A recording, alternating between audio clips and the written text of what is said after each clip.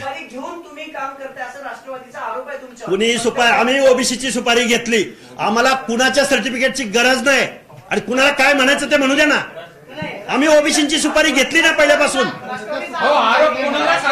कोणी काही बोलतील, अरे सुपारी घ्यायचा संबंध काय? आम्ही ओबीसीची घेतली सुपारी, मंगेश ससाने, लक्ष्मण हाकेनी, कोण बोलत नाही, त्यांनी सुपारी नाही घेतली।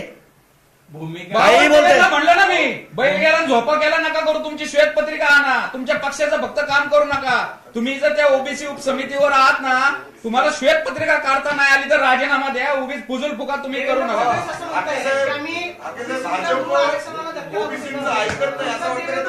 काय काय हो मान्य आहे, ओबीसीची भावना भाजपनं ऐकलेली नाही। ओबीसीच्या आरक्षणाच्या विरोधामध्ये 2 सप्टेंबरचा GR काढलेला आहे, तो कोर्टात चॅलेंज केलेला आहे। पण आता निवडणुका होत आहेत मेनवाईल, आणि त्या निवडणुकामध्ये मूळ ओबीसींना तिकीटे जर या लोकांनी सगळ्यांनी डावलली तर आम्ही त्यांच्या विरोधामध्ये भूमिका घेऊ। तिथं आमचा सामान्यातला सामान्य ओबीसीचा उमेदवार असेल तरी त्याच्या पाठीशी आम्ही ठामपणे उभं करू। आम्ही तसं ओबीसींना आव्हान करू, आम्ही वेळ पडल्यास तिथं जाऊन सभा घेऊ।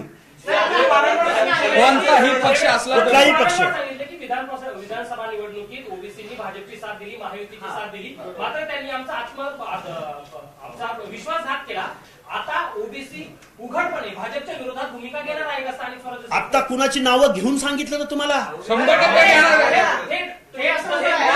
विधानसभेला तुम्ही थेट सपोर्ट केला भाजप किंवा महायुतीला, तसा थेट विरोध आता करणार आहात का? विरोध करतोयच ना, विरोधच आहे।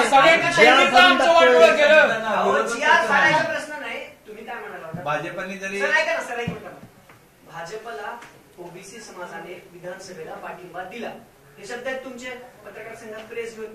त्यानंतर तुम्ही शब्द म्हणालात की भाजपला पाठिंबा देऊन विश्वासघात केला भाजपने ओबीसी समाज। बरोबर।